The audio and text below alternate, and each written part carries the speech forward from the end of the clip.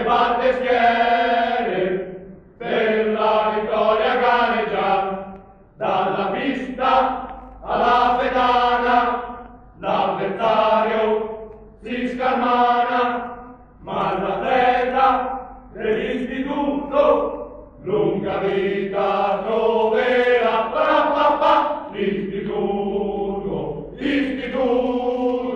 nella lotta impegna il cuore per dormire di splendore il vessillo rosso blu. Nel 1967, anno dell'inaugurazione della sezione distaccata del corso geometri a Piancastagnaio, la stampa locale dà ampio spazio alla notizia di una ragazza del Bandini che non viene ammessa alle lezioni perché indossava i pantaloni.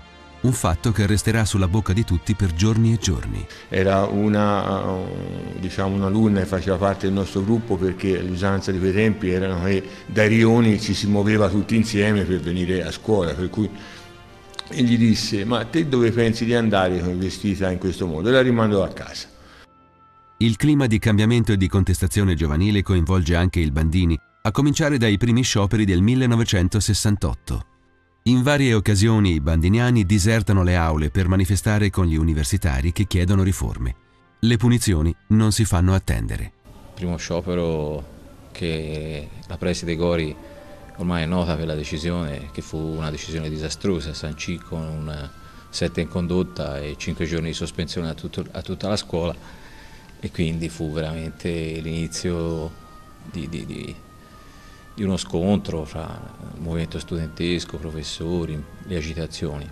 C'erano quelli effettivamente molto politicizzati, che erano quelli che avevano più facoltà nel parlare durante le assemblee, cercavano di imporsi e quindi avevano un certo seguito.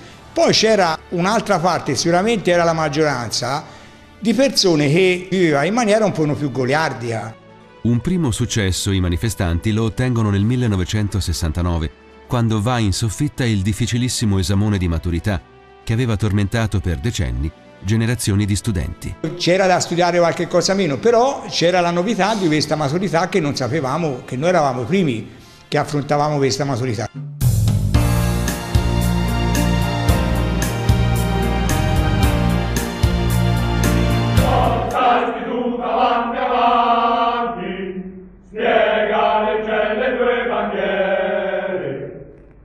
Dalle forte batte schiere, per la vittoria galleggia, dalla pista alla pedana, l'avversario si scalmana, ma l'atleta dell'istituto lunga vita troverà.